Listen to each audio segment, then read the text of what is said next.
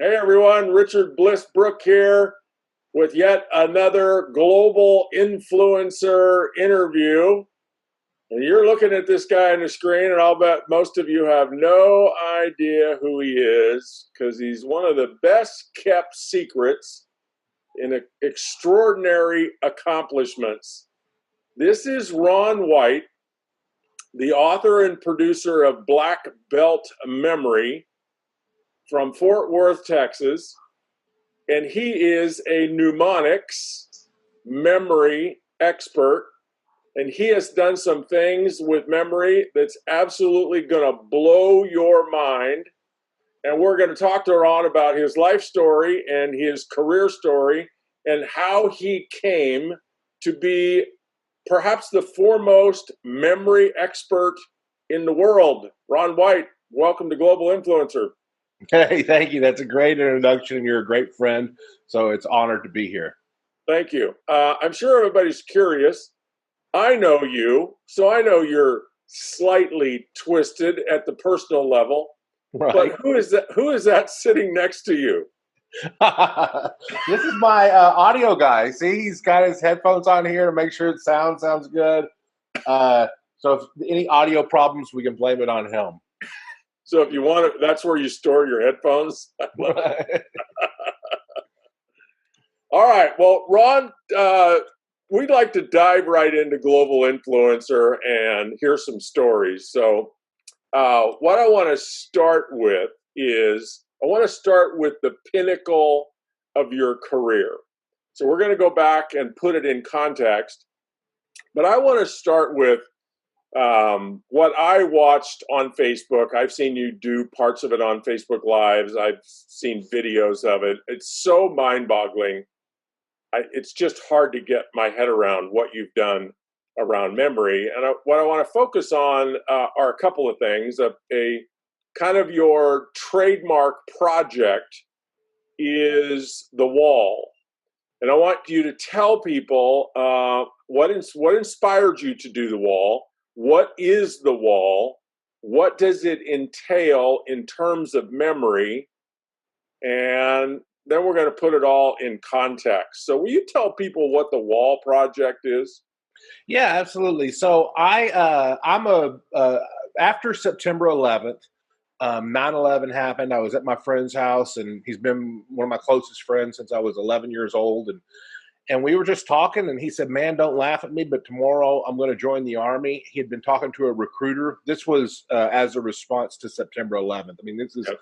literally just 3 months after September 11th, and I instantly knew that it was right for me as well. So the next day, as a response to September 11th, we both went and we joined the military. He joined the Army. I joined the Navy because I have an IQ. And we both served for 8 years as reservists. So I continued being a memory speaker, but 1 weekend a month, 2 weeks during the summer, I had to do my military duty. Well, in 2005, he was deployed to Afghanistan. In 2007, I'm at the base in Fort Worth where I live, and they said, "Hey, White, you're going to volunteer to go to Iraq or Afghanistan?" I'm like, "No, I'm not going to volunteer. That's dumb."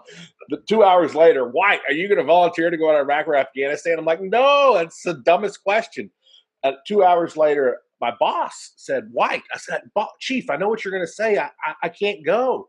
I got a business. I got speeches. But why are you asking me this question? It's the dumbest question I've ever heard in my life." He said, "Well, we have to send 25 people. Uh, and we're asking, we got a list of people here that we're going to send, but we're asking for volunteers before these people get voluntold."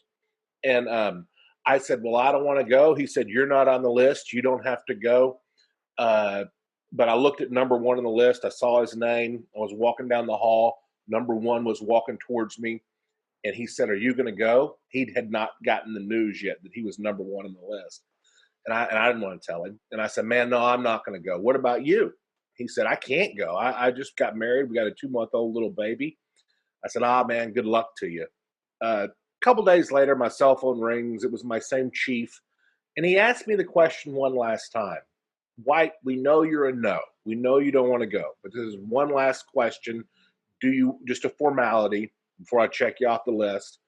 And then it just clicked in my head. Why did I sign up after September 11th if when this moment arrived, I say no?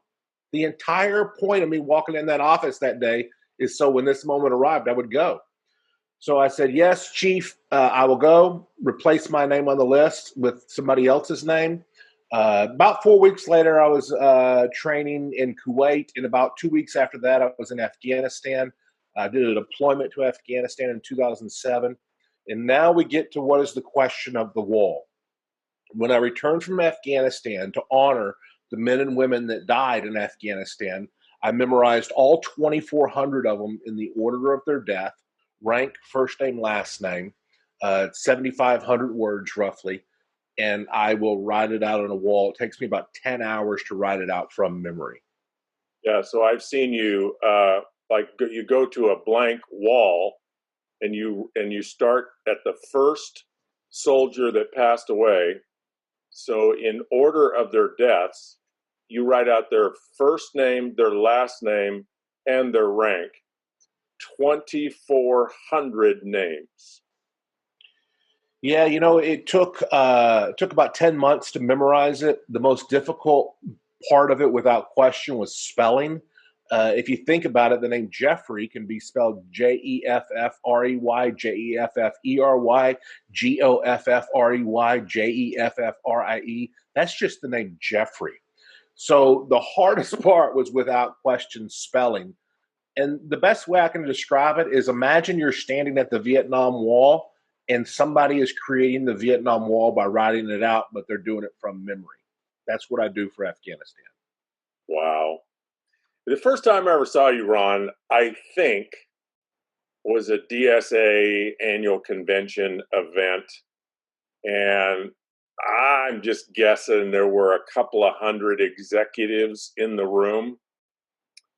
And I'll probably butcher it because I don't remember exactly what you did, but I think you, in a very short period of time, like during your presentation, memorized everybody's name.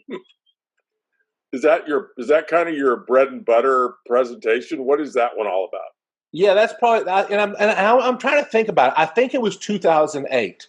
I think I had just gotten back from Afghanistan, and it was 2008 when I met you, I believe. And that is what I do. When I speak for a conference or a convention, at the break before I speak, or if there's not a break before I speak, if I'm the first speaker, I'll just meet people as they arrive. But that's what I did. I met people as they arrived and at the breaks. And then when I got up on stage, I said, okay, if I met you, stand up. 100, 200, 300 people stand up. And then I'll run through and tell everybody their name. That was just extraordinary. And, Ron, the thing that struck me about it, which is why I signed up for your course, and did, of course, a pathetic job of following through with it. But I just think about my career in the people business, which now spans 44 years full-time in the people business. Wow. Before that, I worked in the chicken plant, and I didn't really need to remember too many people's names in the chicken plant, right? Maybe a dozen people. But in the people business, I've always just been struck with how much more successful I'd have been in the last 44 years if I would have remembered the names, not just of people I met the first time, and 5 seconds later, I can't remember their name, or 10 minutes later, now I'm engaged with them in a meeting, but I met them out in the hallway and I can't remember their name. But people that I've actually worked with for an hour or two, or, I spent a whole day in an event with them and I see them a year later and they're going, oh my gosh, so great to see you again. And I'm like, I have no idea who you are. Right. I'm thinking, I could have been a multi-billionaire in the people business if I'd have just remembered 5% of the people that I met. It's such a pinnacle skill. And the interesting thing is, Ron, you have to find this fascinating. Hardly anybody has it. And I'm not talking at the level that you have it, but hardly anybody even has the skill to remember somebody's name they met 5 minutes ago. And so that it's low-hanging fruit, right? We don't have to get very much better at this to have a quantum leap in our effectiveness at business. So I want you to tell people the story. How does a guy that came from where you came from fall in to mastering this extraordinary art? Who were you? Where were you? And what were you doing before you ever heard of mnemonics? Yeah, that's good. So, uh, I'm 46. I'll be 47 in June, and I heard about it when I was 18 years old. So, 1991. We're coming up on 29 years, and when I think back to the day that led to me being here where I am today talking to you about memory, in that time from 1991 to this moment, talking with Richard Bliss Brook, in that time, I've become a USA memory champion. I've held the record for the fastest to memorize a deck of cards and some other records. So how did I get from there to there? And it really all comes to, at the time I was 18 years old, kind of going to college, kind of not. My parents were getting a divorce right about that same time, and it was just a chaotic time in my life. And I took a job as a telemarketer, uh, uh, selling chimney sweeps, the cleaning your chimney. Yeah, that had to be hard. Yeah, right. Well, basically, I would call people up and I would say, "Hey, can we come clean your chimney? Hey, can we come clean your chimney? Hey, can we come clean your chimney?" 18 years old, doing that every day. One day I called the guy and I said, "Hey, can we come clean your chimney?" And he said, "Ron, we don't want our chimney cleaned. We're trying to sell our house anyways. Thanks for calling." And as he was hanging up the phone, I said the words that changed my life. If I had not said what I said that day, I would not be talking to you today. I said, "Sir, don't hang up the phone. If you're trying to sell your house, you need a clean chimney." And right. And he laughed and he said, "Man, I love good telemarketers." He said, "Matter of fact, I'm a telemarketer and I sell memory training seminars." He said, "I'm the telemarketing manager." He said, "We'd love to have you on our team selling memory training seminars. Do you want to go to work for us?" And then he said, "I'll pay you more than you're making now," which was a pretty safe thing to say. Okay. Anybody could have said that to me and they would have been right. Yeah. This was June, July of 1991. And I met him a couple days later and he explained it to me. And I was so excited about this because in 1991, just a few years prior, I had seen a guy on the Tonight Show named Harry Lorraine memorizing the Johnny Carson studio audience. The demonstration that you saw me do at the DSA, yeah. I ripped that off from Harry Lorraine on the Tonight Show. That's called research. There you go. So I was meeting this guy and I'm like, "Man, can you teach me to do what Harry Lorraine did on the Tonight Show?" It's like, "Yeah, Ron, I can teach you that." And he did. And that is the process. At the age of 18, I just spent the next year as a telemarketer all day long, making cold calls, setting appointments for memory speakers to go out. And one day I got up the nerve and I said, "I want to be a speaker." And they're like, "Man, you're 19 years old. No company's going to have you be their keynote speaker. Go back and make some more phone calls." But it was a process. That's how it started. Do you remember who your first speech was for? I do. It was for a printing company in downtown Fort Worth called Summit Press. Now, when I say first, keep in mind, I was 19 years old. This was not a keynote speech for a couple hundred people. This was a speech for 5 people at a Tuesday morning sales meeting. In the office is I live in a condo now, and out my window I can see where that building is. I get my first speech, and I see it all the time, and It's so inspiring for me. So, did you remember all 5 of their names? I did not. And I think that's a great story too, because it gives people hope. You Right? know, so I'm 19 years old. I walk into this company, and this sales manager didn't say this, but another sales manager about that time did. I walk in and I say, "Hey, I'm Ron.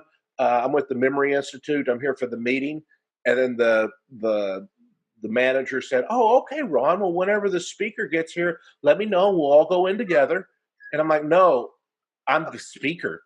And he said, "Are you still in high school?" And I'm like, "No. In 6 months I'll be out a year, or whatever. I'll be out 2 years." But that backing up to that first speech, there was 5 people in the room, and I only asked 3 of them their name because I was not confident I could memorize all 5 names. And I Wow. say that to give everybody hope. It's a learned skill that builds. Yeah. So tell us about the learning process. From that point on, how did you practice the art? Maybe, I'm sure you didn't track this precisely, but maybe give us a sense of, did you practice this art, study and practice, get coached? Did you do that an hour a day, a half hour a day, 4 hours a day? Can you give us some sense of what the journey was? And that's a long journey to world champion and Guinness World Book of Records, and like that's a long journey. What does that journey look like? Yeah, it looks like a roller coaster, or a squiggly line. Especially, I'd say the first 10 years. From the ages of 18 to 28, I would practice it, but it was never with an intent to be a memory champion or an intent to do massive demonstrations like the Afghanistan wall. I was 18 to 28. I was halfway focused on working out. I was halfway focused on building my business, and I was halfway focused on improving my memory. And I got a little bit good at them all, but there wasn't really any massive growth. But in that time, there was a point where I said, "Hey, I want to memorize a 200-line poem," and I did. Oh, wow. But it was just kind of halfway. And then I would say right around 1998, 1999, 2001, probably right after September 11th, I feel like I just kind of did a little mental shift in my brain. I was 28 years old. It's hard to believe at 28, then I'd been 10 years into my career, but that's when I think I really started thinking, I don't want to be just a memory trainer speaking for salespeople on Tuesday mornings to 5 people. I want to be the guy on the Tonight Show. I want to be the champion. So it was a shift that happened probably right around September 11th or after. And that's when I upped my game. And I did start training an hour a day. When I was in Afghanistan in 2007, there to memorize numbers, and I'm not going to go into the how-to, but I will say this much: to memorize numbers, if you have a picture for every 2-digit number, you could memorize twice as fast if you had a picture for every 1-digit number. So if you have a picture for every 3-digit number, you can memorize 3 times as fast as if you had for a 1-digit number. Right. So when I was in Afghanistan, that time there, I turned every picture from 100 to 999 into a picture. And during my deployment, I would just be sitting there at my desk when there's nothing else to do, writing out numbers over and over again. My boss would walk by and it was like, "You are just the biggest nerd in our entire unit." But it was an hour or so a day. And then I started doing memory tournaments and hours and hours a day. This morning, Richard, I got up this morning and I got in my car and I drove to an area of town where I like to go when I'm memorizing. And I recited the United States Constitution for 1 hour from memory just to practice it. So I still do that. And I did it this morning. Yeah.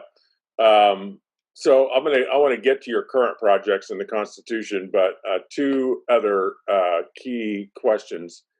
What are some of the practical things that you could teach regular people like me to memorize that would give us a quantum leap in our life?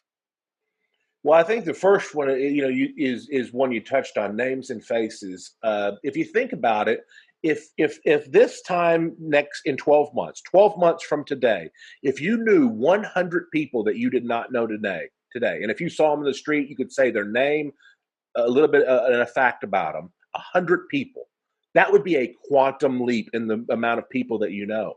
Well, also, if you think about it, that's only 2 names a week. Anybody can memorize 2 names a week. So, but with the techniques of seeing pictures, so I think that's one. I think the next one is giving speeches or presentations from memory. Anybody is a better presenter when they're not reading their note cards, whether they're talking to one person or 5,000. Remembering what we learn. People are always reading books, and I'm sure your listeners are into personal development, and then sometimes we don't remember what we learn. So those are the 3 that I think could be instant and easy: names and faces, speeches, and remembering what you learn. Yeah, that's awesome. Think about it, folks. If you just were 3 or 4 times better than you are, how does that translate to income? How does it translate to relationships in business and your personal life? And just to remember people, just to be able to walk through town, go to the grocery store, and you remember the clerk's name, and she may have told you a year or 2 ago, but you forgot. Maybe even asked her 2 or 3 times, and you keep forgetting. And what if you could actually remember it? What that does for me, I noticed, is I would tend to call myself an introvert. And the number one thing that leads me to be an introvert with other people, I can't remember their name. But Yeah. if you put me in a business setting and I had met people before and I could remember their names, I would be an extrovert because I'd want to talk to them. The number one thing that holds me back from talking to people I know is I can't remember their name, and it's embarrassing.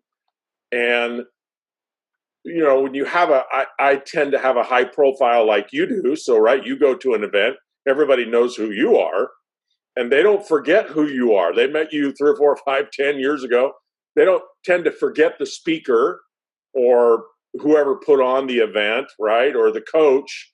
And so they know you, and they expect you to know them. And if I would have remembered everybody's name that I've ever really had some kind of encounter and relationship with, if I'd have remembered 10% of them, my income would be 10 times greater. I know it would. And so would quality of life.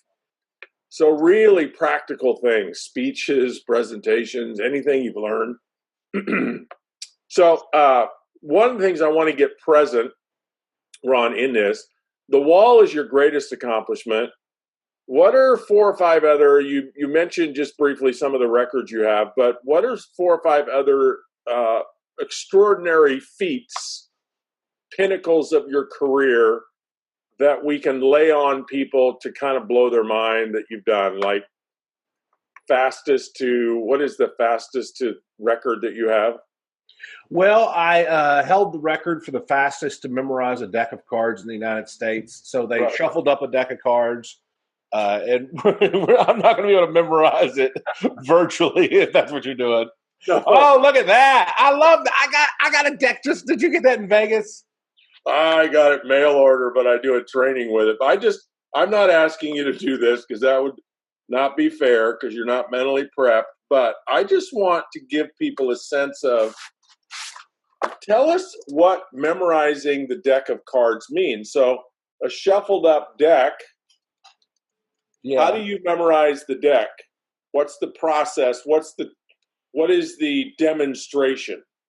So I would hold it. They're a little bit smaller than that, but I hold it in my hand, the palm of my hand, and I would look at the first card and move it and see the second card. So 9 of clubs, 8 of clubs, and then what's the next one? 7 of clubs. So they're in order. Well, they're not supposed to be in order. These are really hard to shuffle, by the way. 2 times. All right, so you just peel them off one at a time. But keep holding them in my hand. And I memorize in groups of 3. So the 7 of clubs for me is uh, a snowmobile.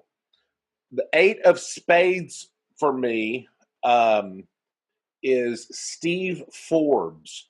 So now I've got a snowmobile. The next card, Steve Forbes. So now I think there's money stacked on top of a snowmobile, right? Then the next one's a Joker, and I don't have anything for the Joker. So the next one is the Jack of Hearts. So that's Madonna. So now I've got a snowmobile stacked up with money, and Madonna's driving it. Yeah. And so you go through 52 cards, basically creating a story. That's right. That is a convoluted, kind of like having a bizarre dream that makes no sense. Right. Stack of money on the snowmobile going to see Madonna.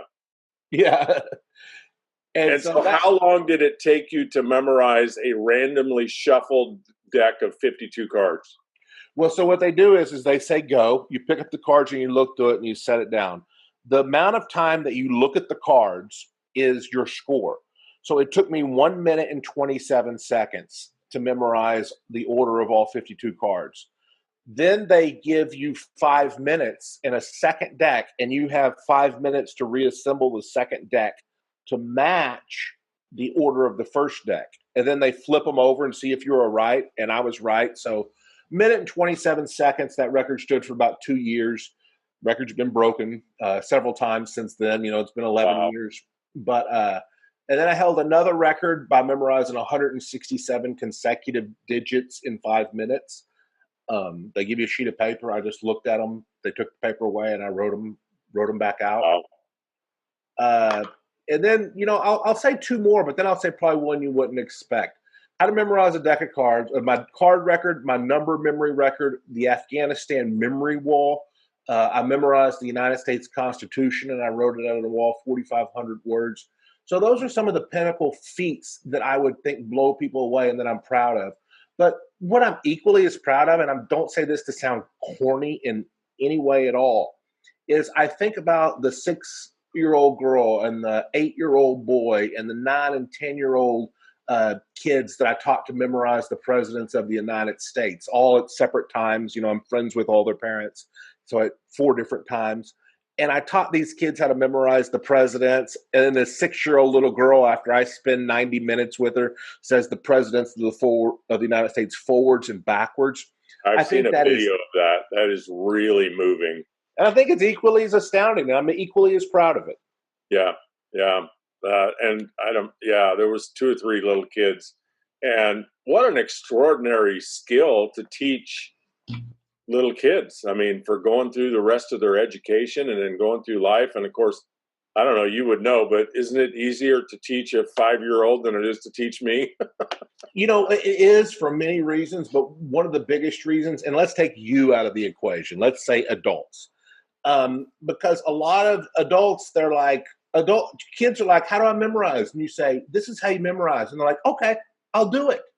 And then you just go to an adult and you say, this is how you memorize. They're like, no, I don't want to do it that way. I got my own way. I'm like, well, how's that working for you? Yeah, for sure. You nailed that one. Yeah. So, Ron, tell people if they want to learn more about memory, if they want to learn more about you and what you do, blackbeltmemory.com. That's it. You know, I do jujitsu, and I'm a purple belt in jujitsu. And so I called my course Black Belt Memory. One day I hope I'm a black belt in jujitsu, but I call my course Black Belt Memory on that same concept that when you finish, you get a black belt. That's so awesome. Thank you, Ron White. Huge contribution. I'll bet people are like, oh my gosh, I got to learn how to do this. I mean, I did. I spent, I don't know, a full day with you, I think, and then got the course and got into it. And then, of course, got distracted, and didn't finish it. But boy, just the process of learning that, the one technique that I'll still never forget. I mean, I can still do it right now. And I didn't spend that much time learning it, was the rooms in your house and how you associate that with memorizing things is phenomenal. And I used it to memorize presentations because, I always just wing my presentations and I need more order and memory. And so it's a phenomenal tool. So you guys go check him out at blackbeltmemory.com. If you're ever in Fort Worth, Texas, track down Ron White. He's probably sitting on a bench somewhere in a park by the river reciting the Constitution of the United States, which is how many words? 4,543. In order. Yes. Thank you, Ron White. Hey, it's an honor. I consider you a friend, and I look up to you a lot, so thank you. Hey, everybody. Thanks for tuning in to Global Influencer. Share this with your friends, with your business associates, with your team. Check him out. He'll change your life. Over and out.